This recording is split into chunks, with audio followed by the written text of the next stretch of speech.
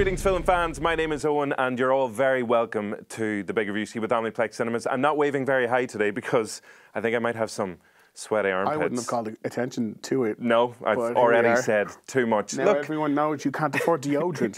it's Rory Cashin. Did you bring any deodorant for I me? wear a black top specifically so I don't have to wear deodorant. That's much better. Swamp. Is that what that smell is? It's one of them. It's great to see you here today. It is, and it's great to be completely on your own.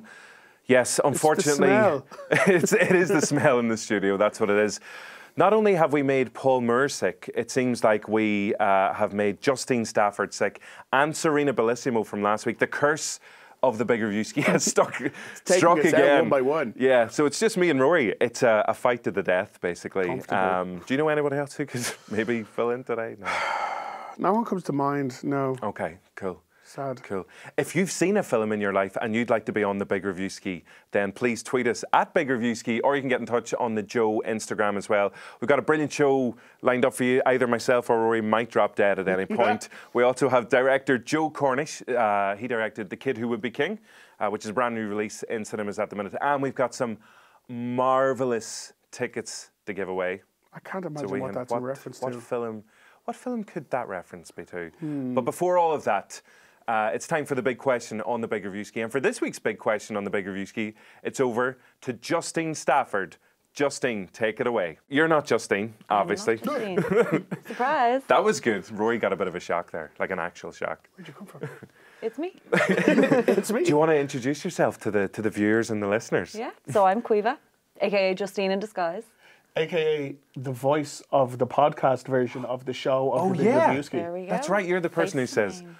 "Welcome to the Big Reviewski." Say it again. Just say it one time. Whatever You're the listening line. to the Big Reviewski. You see? That's proof. That is some good voice I don't acting. know if that's really me in real life. I feel like I'm a catfish voice. Well, it's you doing it right now, isn't it? Yeah, You're doing it right now? It's me. Yeah. All right. So, This is the catfish voice right now. So- So, Caoimhe, you're obviously here because Justine has become ill as a result of being on the Big Reviewski. So apologies in advance for whenever you get struck down by some terrible illness. Can't wait.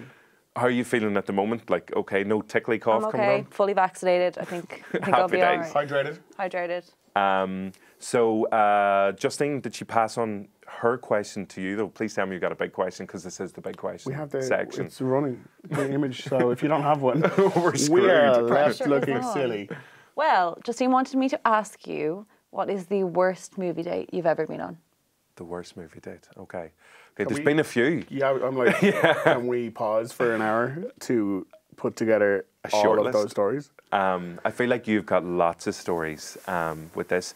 I only Rory's really ready. have. I've got a couple that are. No, I've got one that's suitable for Erin, which is grand. So the film. I want to hear one that isn't suitable for air. That'll be the Big We're Reviewski. not on air. It's not a radio. That'll be the Big Reviewski after dark, so you can tune in separate for that. Lights off. So yeah, we're just in pitch black. That's all it is. We can't say anything.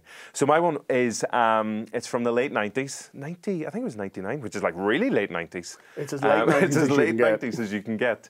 And my film was The Blair Witch Project. So we've got the obligatory shot of just of her eye, but like just slightly cut out like the bottom of the nose and the snot. So have you both seen the Blair Witch Project? It is one of my. Caoimhe, have you? I'd say I have. but- It's terrifying. It is. Really? Yeah. Do you like horror films? Yeah. Yeah. Wait, do you like films? Has anybody vetted Caoimhe? No, I just like, yeah.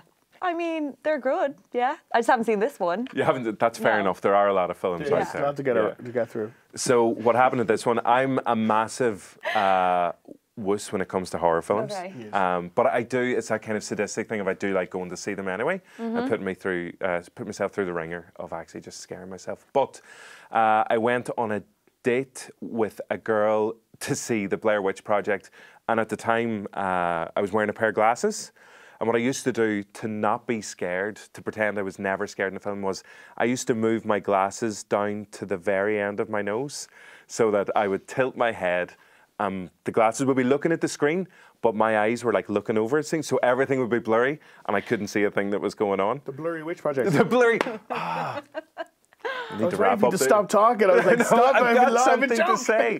I can't really continue the story now because it's all downhill after that pun. I'm sorry, we can cut around I it. think that's commitment to the cause. Isn't it? Yeah. By just commitment to kissing a girl, basically. Or just going to see a film as well. But so what happened was, and I was getting away with this for ages, everything was fine and everyone was screaming. I was like, this is grand, like, because like everything was just blurry and slightly out of focus.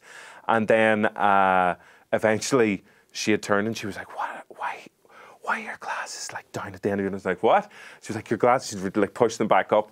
And from that point, I was just like caught in the horror of the Blurry Witch Project. And the ending, if anyone has seen, well, Quiva, whenever you get to the end, it's particularly scary. But there are scary bits the whole way through. So I just squealed. Why Like, did you just close absolutely your terrified. eyes? Because everyone sees when you notice. close your eyes. This Who is can see? She'd obviously be able to when see. people like turn and they're scared and they're like, why do you have your eyes closed? Why do you have a bag over your head? All of these things. So she never called me again.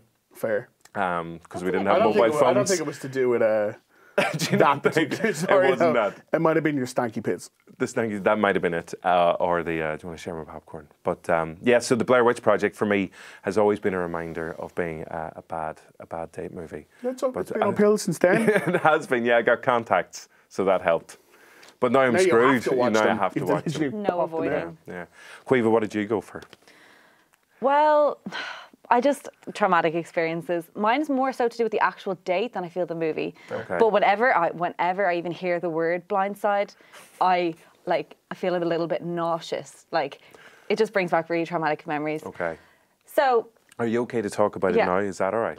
Okay. just about, I'll try not breaking These are into reclining. These yeah. are kind of like therapeutic chairs, so you Yeah, I can might lean just right lie back. on the floor. Completely outshot. I swear she's here. I swear it. So I was on this date with this guy, and it was our first date. So we matched via Tinder, and we were like, little cinema date, you know, ease our way into it. We don't really have to talk that much. It's good, you know, it's a good opening. I like your cinema etiquette already. No talking. Yeah, No talking. there we go. That's not just cinema etiquette, though. Don't talk to me Just during never dinner. talk to me. Just don't talk to me. Please. Wish you didn't. But so we're sitting there, movie's about to start, and we're making that little like small talk. And you know, when you match someone on Tinder, you're kind of like trying to match up connections. So it's like, oh, you know that person, you know that person. And I named a girl, because we live in similar like towns near enough to each other. And I named a girl, and I was like, oh, do you know her? And he was like, yeah, she's actually my second cousin. And I was like, no way, gas. I kind of know her, don't really. And he's like, I actually have a really funny story to tell you. And I was like, cool, what's the story? And then he was like, so. Oh, God.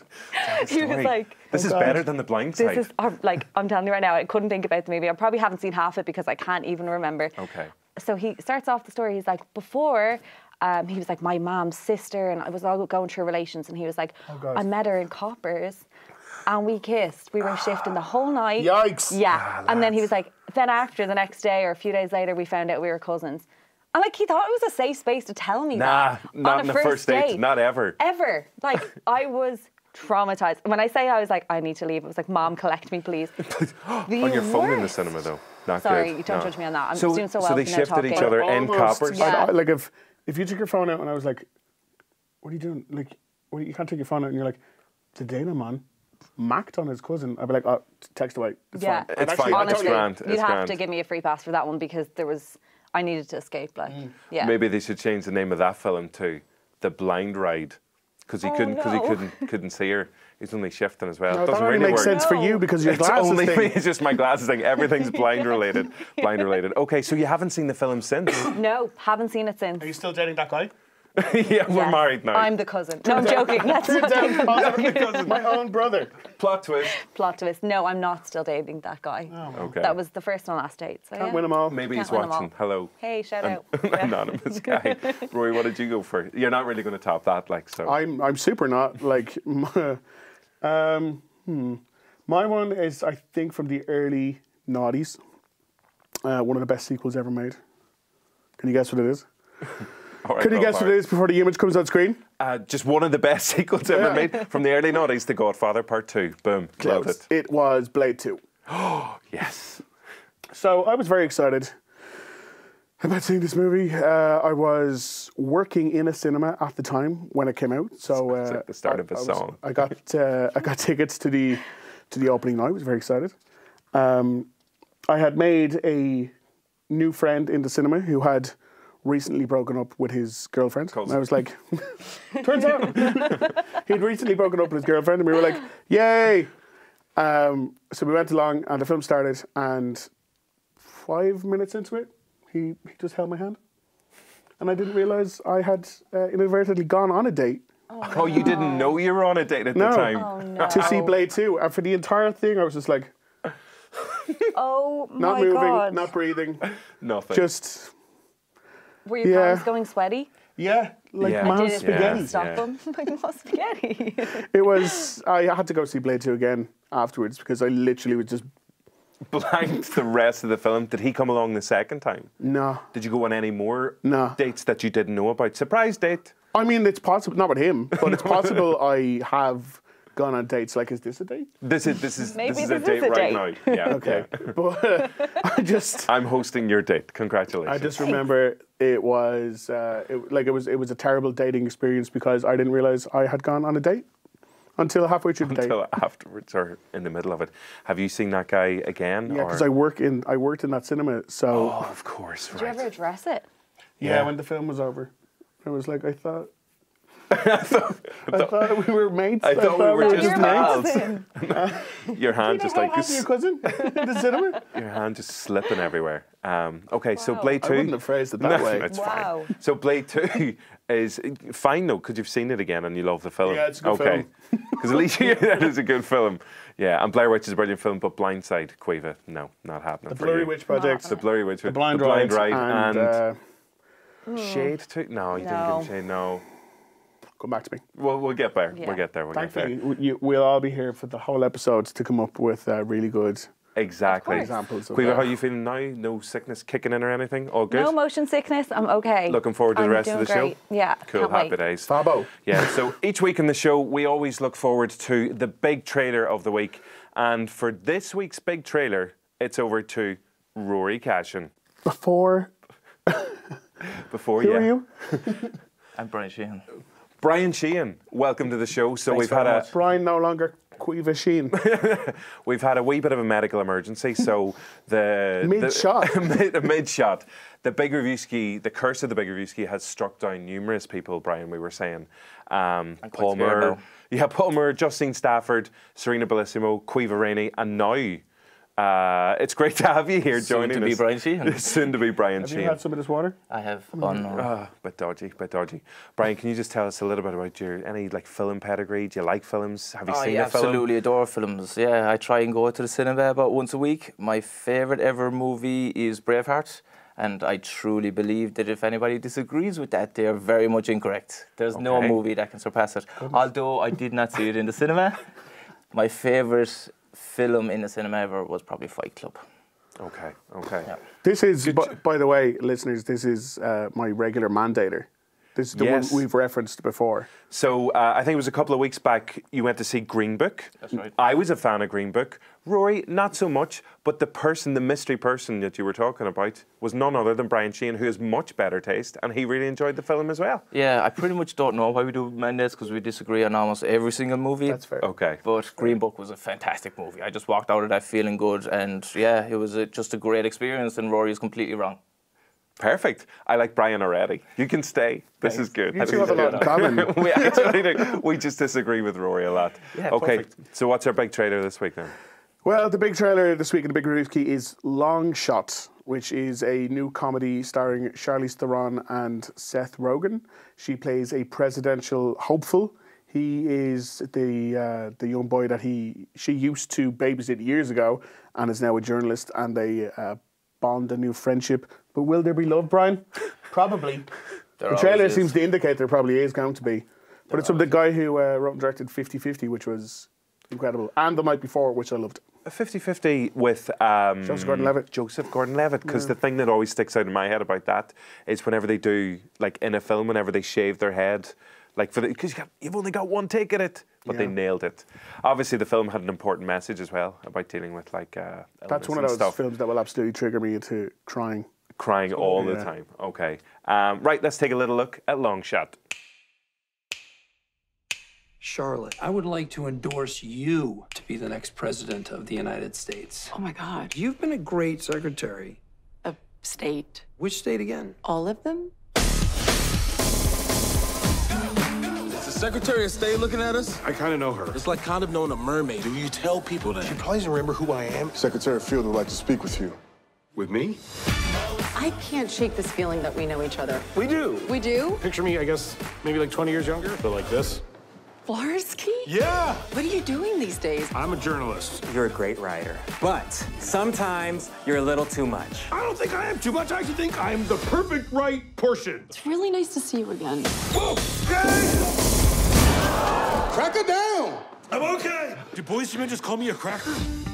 What is the relationship exactly? I used to babysit for him. You babysat for him? Wow, time has not been kind. So that was that's the clip from Long Shot. You can watch the whole trailer on JOE.ie right now.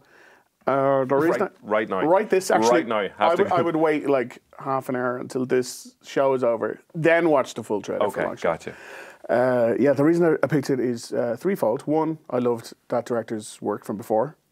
Two, I have once been mistaken for Seth Rogen while on holiday in Mexico. You can't go on to number 3. You have to stick on number 2 and tell us the full story. Well, I was on holiday in Mexico, and the staff in the hotel started saying to some of the customers that one of the other staff members had seen Seth Rogen in the hotel.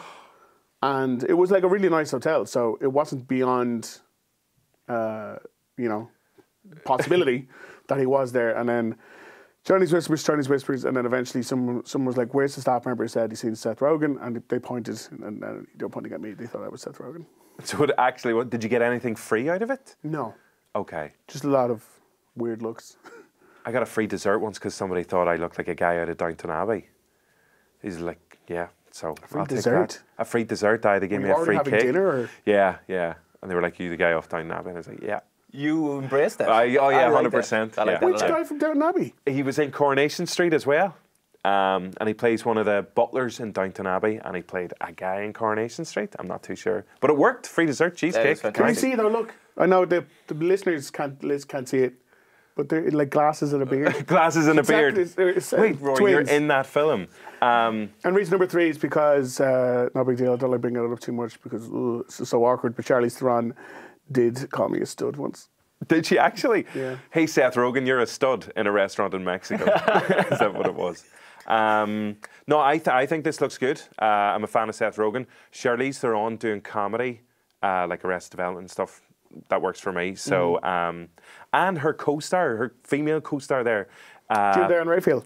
Was in Flight of the Conchords, like years and years ago. She does a really good, she's one of the leaders of a really good podcast called The How Big Did This Get Made? Reviewski. Okay. Oh, she's on that as well. Yeah. Okay. What do you think? You're trying to direct people to go and watch the trailer. I would say there's no need to watch the trailer because every single romantic comedy follows the exact same structure. Exact same. I have this argument with my girlfriend all the time, and I will try and explain. Are you still with her? Yes. I'm arguing with her every time. Every single I can time. take this at national level. International. International The level. The Rock watches this show, so say hello to him. He doesn't Hello, do Rock. rom-coms, so I guess you're right so far. But it starts. Guy meets girl, all the side of things. Then we actually are introduced to the guy, we're introduced to the girl. But key to this is we're also introduced to their wacky friends, their zany friends along the way. We don't have enough time to get to know them, so it's very quick, and it's very outlandish the way these people are. Then as it goes on, about the mid-range of the movie, we get to know the people, and it happens. Boy meets girl, they get together, love blossoms, everybody's happy. End of story? No. Something happens. Right at that point, about the 3/4 way mark, a bad thing. Conflict. For whatever reason, at this point, that it breaks. And it breaks down, or whatever the case is. In this scenario, I'm sure it seems to be Charlize Theron, outrageously attractive, Rory, mediocre looking. So it breaks down. Her whole political campaign, it seems from that trailer. What happens then is apologies happen. They get together at the end. The lesson is love blossoms when you meet and get with sound people. When you meet and get with sound people. And that's it. That's every single romantic comedy that has ever been made. It reminds me of my favourite romantic comedy, Braveheart. Exactly, which is also your favourite romantic comedy as well, right? There's a bit of conflict my in other that. favourite romantic comedy, Fight Club. Fight Club. Yeah, Where they meet, they have a good time. There's a conflict towards the end. There is. There is. But then it all works out in the end. It's all happening. It's all because Brad Pitt, outrageously good looking, Edward Norton. Looks like Edward Norton. Yeah. They have wacky friends, Meatloaf. They really do have wacky friends. It's a rom-com. Meatloaf in his breasts. So what are you saying, Brian? Will you be going to see this then or not? Are we going to this or not? I know. Are you two going on a date? Like, I will go and see this because I agree, like, Charlize Theron is a brilliant actress and I actually like Seth Rogen. And in fairness, it does seem like it could be a bit of crack. But overall, I mean, we've seen, like, the trailer is like the bones and we'll sit there and we'll get the meat added on. But I know exactly what's going to happen in this movie. I know every ounce of it, I feel. But I hope I'm wrong. I want to see Brian Sheehan, Hollywood producer, like green lighting films. The plot point where she's his ex-babysitter. Have you ever like bumped into your old babysitters in like weird scenarios? Well, my babysitter was my neighbour. Okay. So no. No. Okay. No. I was usually babysitted by my cousins, so again, not really. We had a bit of a cousin incident earlier on in the show. Yeah. Well, things got a bit risque, but it's fine. But nothing like that happened anyway. I wonder if Brian was the guy Quiva was talking about. Maybe not. Oh, I hope for your case. Hopefully not. Okay, I thought this was a family show, but no, it is a family show. It's just a different. It's really close family. Really close family. No, so Long Shot. When's that coming out then? It's out in Ireland on the 3rd of May. So not too long to wait, and I think it's 4 or 5 days after Avengers Endgame. So it's clever. It's like if you don't want to see all the people blow up all the things, watch attractive people fall in love instead. Yeah, I want to see both. Okay, so that's coming out later this year. It's Long Shot starring Seth Rogen, a.k.a. Rory Cashin, and Charlize Theron. Brian, how are you feeling now? Any strains or like you're still feeling all right medically? I feel very healthy. Okay, good stuff. Okay to hang about for the rest of the show? I'm very excited. So each week on the Big Reviewski we have our superstar guest, and this week it's none other than Hollywood big name Joe Cornish. No, like Joe, if you watched Adam and Joe years ago on Channel 4, then you'd be a big fan of this guy. He also co-wrote Ant-Man, directed Attack the Block, which so he discovered John Boyega, who's now a superstar in the Star Wars films, and he's back in cinemas now with The Kid Who Would Be King. And I hope for Brian Sheehan's sake, it's not a rom-com. I hope for Joe Cornish's sake it's not a rom-com, because Brian Sheehan will just complain about that the entire time. Rory, is this a rom-com? It's not. It's not a rom-com, thankfully. We reviewed it last week. Yes. So if you want to go back, watch that, and then come back to this one. That's handy. Yeah. It's a nice, natural way of doing it. Open another tab. Open the tab. Find the time code and got it? So I had an unprecedented amount of time with Joe Cornish. It was 4 days with Joe Cornish. We lived together for a while, just for this interview. I went full Johnny Depp in that interview where the guy moved into his house. Rory Cashin. For this. Yeah. No, he's a lovely guy. He also co-wrote The Adventures of Tintin. Oh, cool. A few years back. And he was one of the stormtroopers on The Last Jedi. Because he's good mates with Boyega. Oh, that's very cool. So we covered a lot in this interview. The very first thing, and the most important thing, was what was his opinion of Showgirls. This is what he had to say about Showgirls. Well, I think, like everybody else, I find Showgirls provocative. Sure. Arousing. Sure. Shocking. Yeah. Exciting. Ludicrous. I'm a big Verhoeven fan. Massive Verhoeven fan. And I think everything he does is kind of has a streak of satire in it, be it RoboCop or Starship Troopers in particular. You know, he's a clever guy. You watch his original movies, Spetters, Soldier of Orange. He's a smart dude. Very smart man. And he made some amazing blockbusters, you know, in Hollywood in the 80s and 90s. Showgirls, he's pushing the envelope of ridiculousness. And it'd be interesting, I haven't watched it for years. I don't know how it stands up in the current climate. It's probably pretty awful. So, we got to talk to him about one of my favourite movie of all time. I don't know. Have you ever seen Showgirls? Oh, I have seen that. I'm just conscious of the non-rom-com Showgirls. Not really a rom-com. Yeah. Jessica from Saved by the Bell. She was in this. Yes. Yeah. So Elizabeth Berkley. Yes. That's the one. Big fan. Yeah, because in Saved the Bell, she was like all about feminism and AC Slater was a chauvinistic pig, and then it comes to this movie and she's not so much that girl anymore. Playing a role, acting all the way through. Very diverse. So he had some fun things to say about Showgirls, but he also, Attack the Block was 2011-ish. Let's go with that. And it's now 2019. It is. I can verify. Thank you very much. So 8 years is a long time for someone of Joe Cornish's caliber not to be directing anything. And we talked about some of the huge high-profile movies that he was approached about and that he just didn't do, and why he decided not to do them, but he might be more comfortable about doing something like that now. When it comes to the blockbuster stuff, because you mentioned you had been kind of offered some big ones. Like I have written here, you're offered, you may or may not have been offered, you can just say you were or not.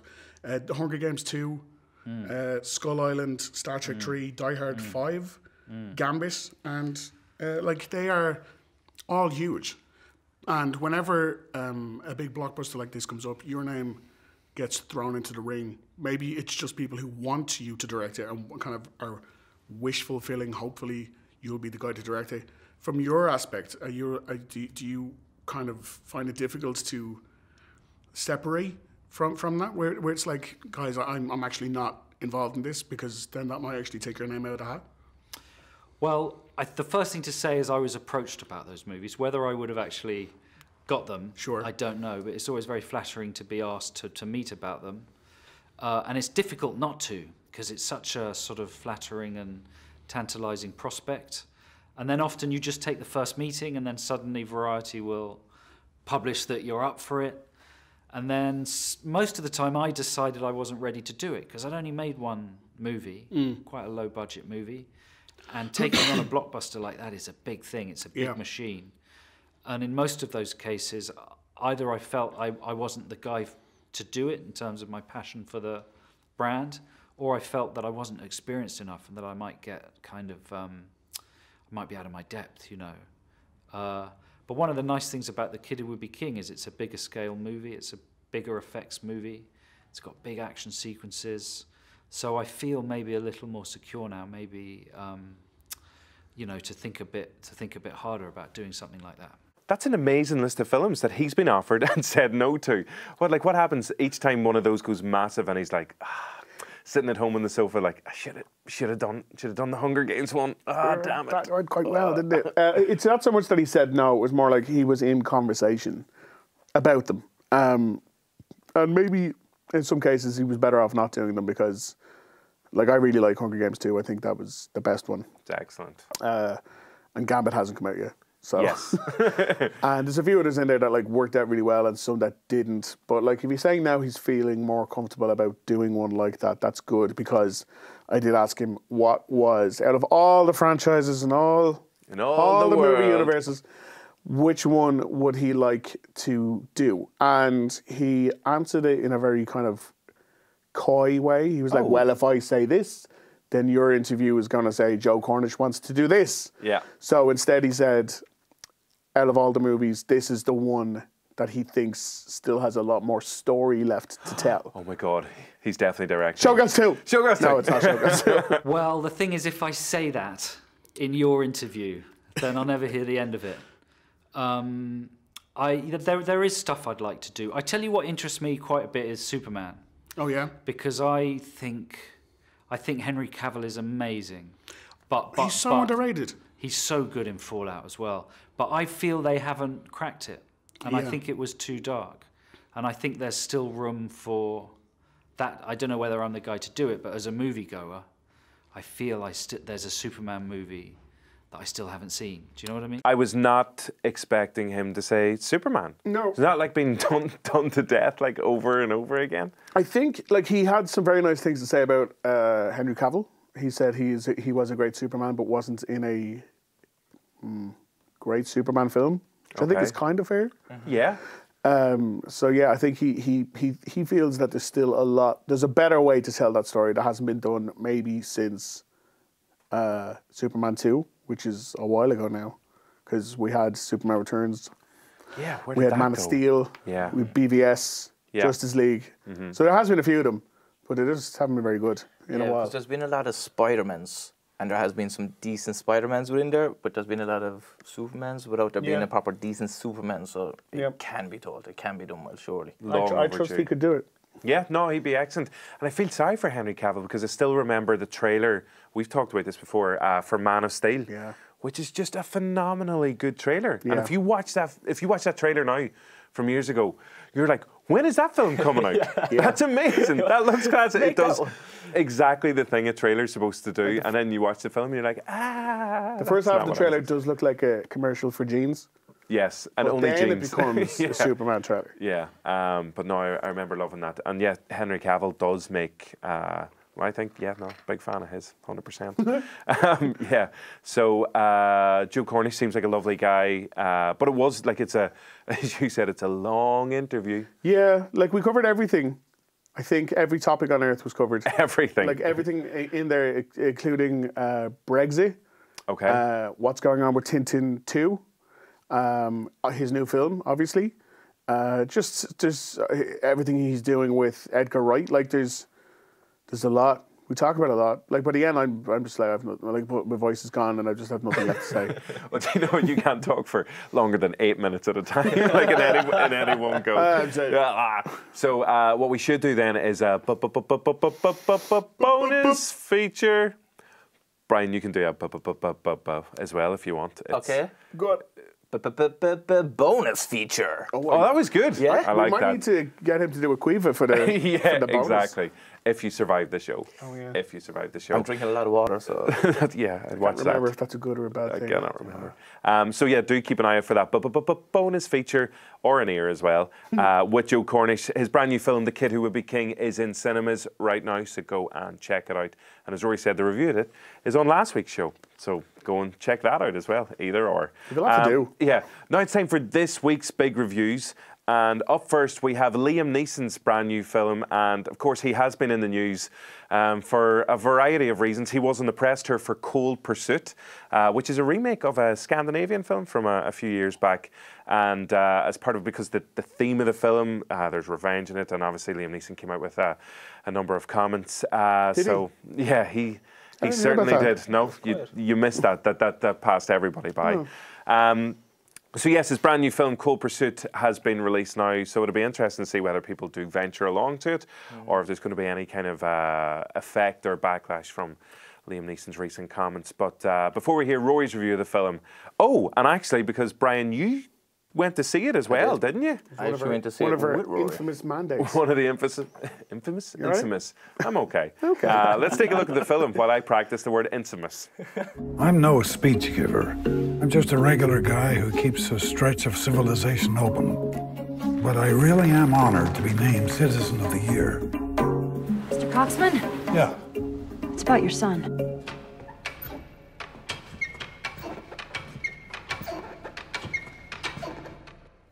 He's dead. Tell me what happened. He got mixed up with some drug dealer by the name of Viking. Who's Viking? Viking's a whole different breed. Do you know what a bully is? I gave you Lord of the Flies. All the answers are in that book. I'm gonna kill these guys. Really? What makes you think you can kill a man? I read it. A crime novel.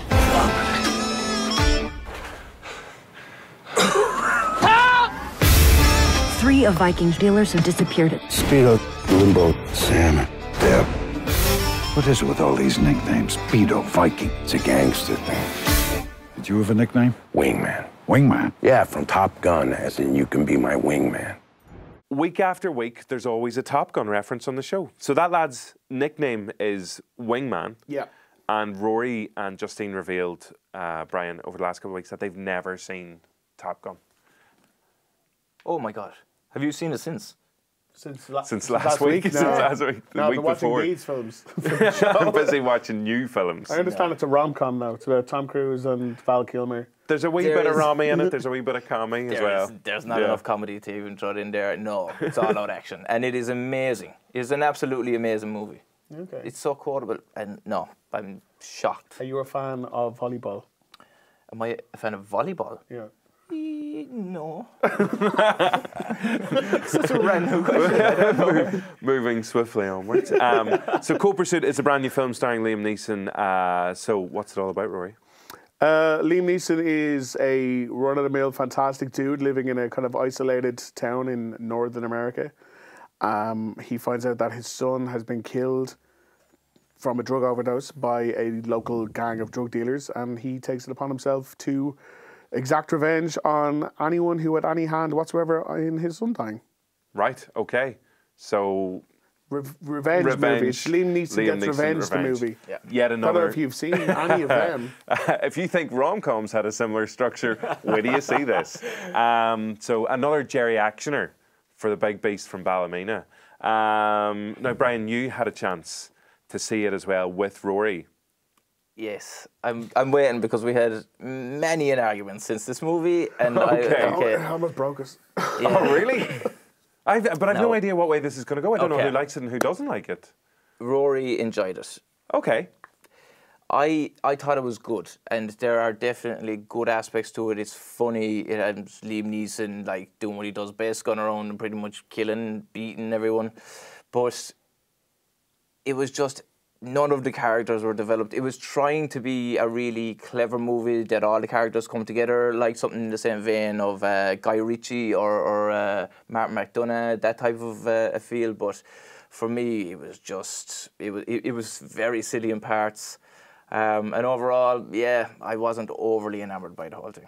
Okay. Rory? Yeah, no, I thought it was pretty good. It's a very dark comedy rather than a typical Liam Neeson revenge thriller. Yeah. He is right. Like, some of the supporting characters are just quirky just for the sake of having something to do. Like, it's... With those nicknames, like Spade or whatever. Even the ones that don't have nicknames, I felt like every single supporting character just had something weird about them, and it was like, oh, right, I get it. Like a tick or a quirk or something? Yeah, just something, anything, for like no reason whatsoever. And there was other stuff around, like Laura Dern is an amazing actress, and she's in it for about 45 seconds. Yeah. And then she's just gone. What? Because that's pretty much most of the trailer then. Yeah. Emmy Rossum, she's a really good actress, barely in it. Like Liam could kind of do this kind of role in his sleep. My biggest problem was, I've seen the original one. It was called In Order of Disappearance, and the lead actor was Stellan Skarsgård. Oh, right, okay. And it feels like there's more of a swing for Stellan to go from a nice-natured man to this killing machine, because he doesn't have Liam Neeson's reputation for just being able to kill everyone in the room, because Liam has been killing people in the room since Taken, which is over a decade now. So if they'd gotten someone like Paul Rudd, or, you know, someone who, when they go from, oh, he's a really nice guy, to it being this action thriller, like, it really would have nailed the dark comedy bit more. That being said, it's still fun. Liam is as decent as ever, and it is, in parts, very, very funny. So... Okay, sweet, happy days. It's not up, but it's like there. No, that sounded like it was up to me, and then you still said it was good. I feel like he was a bit more up, and I probably brought him down a little bit. Brought it down a little bit. Yeah, I feel like I was justified in doing that. Okay. I'm worried about the future of the two of you going on mandates. Like, because look, we did say, I don't know if you've noticed this, Brian, but the arms of these red chairs actually do lift up. So you can turn that into, as Rory likes to call it, a romance sofa. Look at those muscles. Romance sofa. These chairs are incredibly comfortable. Aren't they? And I'm not just saying that in the hope that, like, Omniplex send me one of these. Yeah, that's not the way it works. If I had one of these at home, I would not leave. I'd like them to send you just the one, so then your girlfriend has to sit on a different 100%. chair, and you're like, well... This is my chair. Yeah, she would never be allowed to sit on it. You just argue about rom-coms from your red throne. It's like, no, that would be the second rule. You can't sit in this chair, and we're not allowed to watch rom-coms. We'll see. You must be a joy to live with. We'll see if there's any spare chairs lying around. Sure, yeah. Thanks very see much. what we can do. So, Cold Pursuit is in cinemas now. Liam Neeson's new one. I'm intrigued, especially because, as you said, it has that really kind of dark comic element to it as well, because there's a line in the trailer there when he's talking about everything he knows about like killing these gangsters comes from a crime novel, and I was like, I got a good chuckle out of that anyway. So no, looking forward to that. Our other big release this week is On the Basis of Sex, and tells the true life. I always get her name wrong. Ruth Bader Ginsburg. Yeah. Yeah. RBG. RBG, yeah, exactly. And this film stars Felicity Jones and Armie Hammer. Felicity Jones plays Ruth Bader Ginsburg, who kind of just changed the way laws were made and the way, kind of broke the way forward for female lawyers, especially because she just went against the grain of like all male classes and just this like exclusion of females. It's thanks to her we have Ally McBeal. Is this true? No. Oh. She's just a... I thought that was a true statement. Nope. Oh, and I was going to, it's like, is that part of the plot? Let's take a look. Keep an eye out for Ally McBeal. I want to be a lawyer. I want to represent clients in pursuit of justice. So they're going to give you a corner office? I wasn't what they were looking for. One said women are too emotional to be lawyers. Another told me a woman graduating top of her class must be a real ball buster. I worked hard. I did everything I was supposed to, and I excelled. Martin Ginsburg will be signing all of our checks someday. You're a smart girl, Ruthie. You married a star. If the law differentiates on the basis of sex, then how will women and men ever become equals? I don't read tax court cases. Read this one. The law assumes a caregiver has to be a woman. This is sex-based discrimination against a man. Poor guy. We need to take this case. This is not a case. This is a declaration of war. It could topple the whole damn system of discrimination. Right, so that's the clip from On the Basis of Sex, which has a much more interesting title than the movie would lead you to believe. Like, obviously, RBG, very interesting lady, very interesting life, landmark lady, did so much good for her gender and for all of America and for all of the world. She's an incredible woman, but this film is the most Wikipedia bullet point biography. Like, it's real. Here are the facts. Here they are in order of when they happened, and it's just this small bit of her life as well. I feel she had a much more interesting life later. Like, this is her first big case where she argues that women and men should be given kind of the same legal standing, seen equally in the eyes of the law, which is obviously a very, very important thing, but does it have to be that boring? They make it quite boring, okay. So what about, because Felicity Jones is an excellent actor as well. She can be. She can be. Chalet Girl, amazing film. From years ago, it was one of her first ones. All right. Go and check it out. Chalet Girl. It was one about all these posh English people going to like a chalet and had like après-ski stuff. It was good crack. But she was the standout star of it. And then off the back of that, she went into much bigger films like The Theory of Everything and Rogue One as well. Yeah. Of course. So she's got that action heroine kind of role as well. This one kind of feels like, just because of the time of year and the type of story, it was like, we're up for the Oscars, everybody. Here come the Oscars. And then it was like, no, nothing. Which nothing is why for it's you. coming out here in February and not October or Yeah, November. Yeah. Armie Hammer's in it as well. He's great. Like, he's fine. Like, everything's fine. Like, it's just a very safe, very run of the mill biopic. And like, remember a few weeks ago, I was like, the lesson we learned from Green Book is that racism is bad. I was like, yep, I got it from the last few decades on that one. Like, the lesson here is men and women should be treated equally. Did you know that? I was like, yeah, I super did know that. Like, it's... So do you think RBG deserves like a better story, basically? There's a better story to be told? Yeah, I understand there's a documentary that came out. Yeah. Right. No, because it's coincidental, like the timing of RBG as well, because that is the name of the documentary, I think. Right. Yeah, so... I thought it was about the colour scheme. The colour scheme? Or GB. Is that like red, green, blue? Okay, I get it. Can we cut that out? No, we can't, Brian. I'm so sorry. How are you feeling now, Brian? I think Brian's health just deteriorated. I feel like I'm going to be replacing Rory next week after that joke, to be honest. I think so. Sorry. I think so. Sweet. Sorry. So not overly fussed anyway. What about, because as we can see from the trailer there, Kathy Bates is in there, Justin Theroux, so it is a good, solid cast then as well. Yeah, like everyone's good. It's directed well. Mimi Leader is her name. She did Chocolat. Okay. And she did Deep Impact. So, varied. That's a varied CV, all right. And The Peacemaker. Do you remember that one with George Clooney and Nicole Kidman? I love that film. Yeah, so very, very random, eclectic CV. I could see why she would have been, why everyone was attracted to it, because people still to this day love RBG. She is a legend. And yeah, like it makes sense. It's just a bit, as you said, safe. You weren't overly fussed. Okay. Well, On the Basis of Sex and Cold Pursuit are two of the big releases that are out in cinemas this week, so you can go and check them out at your local Omniplex. Well, now it's time for, I know what it's time for. It's time for a competition. Oh, what's it time for? A giveaway. It's time for a competition. Okay. Oh, I just remembered. So as I said at the start of the show, we have some marvellous tickets to give away. Still not sure what that is in reference to. It's fine. I'm about to reveal everything because, of course, Captain Marvel is coming out very, very soon. And now it's time for our competition element, which is our Little High Clue. So let's take a look at last week's one, first of all. Little High Clue.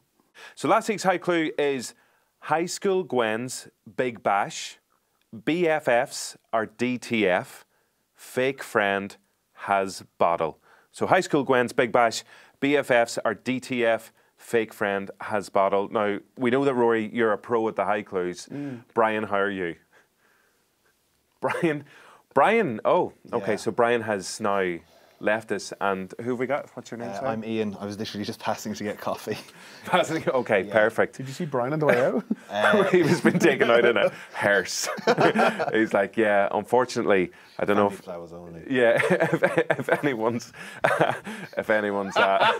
mentioned to you that we are cursed here, and unfortunately we're just kind of cycling our way through contributors You ever until... seen the film The Grudge?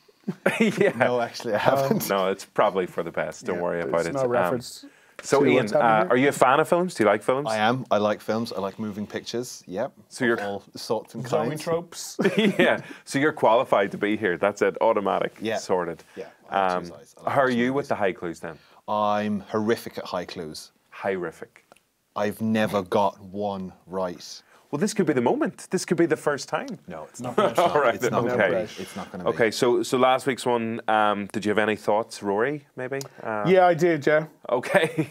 Did you have was one of those thoughts about maybe what the right answer was? Oh, one of them was, yeah. Oh, okay. Sweet. Happy days. Happy days. I think I know what it was. So numerous people got this correct on Twitter and on Instagram as well. We'll be putting this week's one up there as well. But first of all, I want to see if but Ian, not Brian got it. Any thoughts? So high school, Ian/Brian/Quiva. Thanks to everybody who joined us today. High School Gwen's Big Bash, BFFs or DTF, Fake Friend has Bottle. Is there anything jumping out? Well, I originally thought I thought of Gwyneth Paltrow. Okay. But then she wasn't in Romy and Michelle's high school. She wasn't. She wasn't. No. So then I thought the only other Gwen that I could think of in my head was Gwen Stacy. But that's correct. It is a reference to Gwen Stacy. Okay. So then, it's not Gwen Stacy from Andrew Garfield. It is. Is it? Okay, yeah. I thought it was from The Homecoming. BFFs are DTF. This is a family show, so I'm not sure I can answer. And then I got lost at that. That Fake Friend has a Bottle really wrecks my head. I couldn't think of anything. Okay. But you're on the right track with the first line, and if you get that hook in there. So Gwen is relation to Gwen Stacy. High School Gwen's Big Bash. So we're thinking who plays Gwen Stacy in the Andrew Garfield Spider-Man movies? So it was Emma. Yeah. Which Emma, though? Emma Stone. That's it. So, yeah. So the first line's a reference to Emma Stone in high school, and she has a big bash that occurs in the film. Party. She has a big party. High School Musical. Not a High School Music. I feel you're getting away from it. That's not how this works. We'll do drum roll. Rory, the answer is... I'm pretty certain it's super bad. It is super bad. Right. How did you get that? Ian's confused. High school Gwen's Big Bash is Emma Stone in high school having a big party. BFFs are DTF. Which is the plot of Superbad. Yeah, and then fake friend has bottle would be McLovin has a fake license, Yeah. and he has to get the bottles of alcohol. Right. Now that it's been explained to me in person on the show, I should get the rest of them from now onwards. Well, lucky for you. Well, there's no, another one coming soon. there's a couple of wee extra bits and pieces in there as well. High School Gwen's big bash, as you said, it's a big party. She also gets a big bash in the face when her and Jonah Hill clash into each other. Yes, exactly. So it's a reference to that. BFFs are DTF. That we'll stick in a bleep maybe, but DTF is obviously Down best to friends friend. forever. Down to friend, yeah, intimately. But that's where DTF came from, was Superbad. That was when it was first in kind of popular kind of usage. If you check Urban Dictionary, the first usage is Urban Superbad. Dictionary. Yeah. I can add a definition to Urban Dictionary. I know you can, but this one was added after Superbad. When did Superbad come out? 2006? I think it is over Jersey 10 Shore years came ago out in anyway. 2009. Yeah, no, Jersey Shore took it from Superbad. Fact. And then the final line, fake friend has bottle. You're right, the fake friend has his fake ID, McLovin, but they're also they're not really his best friend because they keep kind of not wanting to be friends with him. And then he has bottle because he buys the booze, and he's got courage because he goes into the off license to get the booze as well. So that was last week's High Clue. Superbad was the answer. Congratulations to everybody who got the correct answer. But the two winners of our free movie tickets are Shane Clerkin and Jenny Bergen. And Jenny Bergen, bonus points because you said winning would be super good, which is the opposite of Superbad. So we like that. Thanks for making the extra bit of effort. You still just win the one prize. You don't get extra though. So But she did get picked, so. But you get picked, so there you go. Now this week's High Clue. Excited, Ian? So excited. I'm starting to feel I'm coming down with something. Like, why didn't you everyone go to else. that? So here we go. It's Believe It or Not. Believe it or not. Tom makes a dick of himself. Dick with a capital D there. And then the final line, patient director. So believe it or not, Tom makes a dick of himself, patient director. So we do a quick syllable count. Believe it or not. It's 5. Just numbers. I only have 5 you do the fingers. How do you counting. get beyond this? Tom makes a dick of himself, 7, and patient director, 5 sorted. So 575, so it qualifies. Rory, you think you've got it? Yeah. Okay. I actually think I have this one. Oh, really? Oh, really? Do you want to jot it down? Write it down here. Just in case. Okay. Or on your Frantic scribbling, but don't read it out because. No. Oh, no. And I'll What tell did you you why. write? It's because that's not the name of a film. Oh, so true. Can I see what you wrote? Yeah. No. Is he still alive? He is. I haven't seen anything from him in a while. Ridley Scott is what Ian meant for, but it's not Ridley Scott. He's got nothing to do with this film. Rory has gone for the correct answer. Yet again, just a reminder, you don't. should go for the correct answer. Don't look. You've got the week to work it out. As we said, we've got those tickets for the Captain Marvel premiere to give away. Is that the prize? That is the prize. That's a good ass prize. He's going to keep trying. He's like, show me that sorcery answer. is this pen? It's my diamond It's pen. an awful pen, isn't it? We've no budget for anything else in the show. So I've always wondered what this was, like reflecting off the light in the show. I'm like, what is that? it's Rory's diamond pen. Yeah. So it is. Can we edit out my squint, by the way? I should have my glasses. No squint. No. So yes, This that's is all going out live. this week's High Clue. So we'll stick it up on Instagram. We'll stick it up on Twitter. It'll be up on Joe as well. So if you get in touch, we'll be giving away extra tickets to see Captain Marvel, the latest film in the Marvel Cinematic Universe. That's a great It's a prize. brilliant prize, isn't it? Good for us, I guess. Us, yeah, because it will be released in Omniplex cinemas in the next couple of weeks. But this will be your chance to see it before everybody else.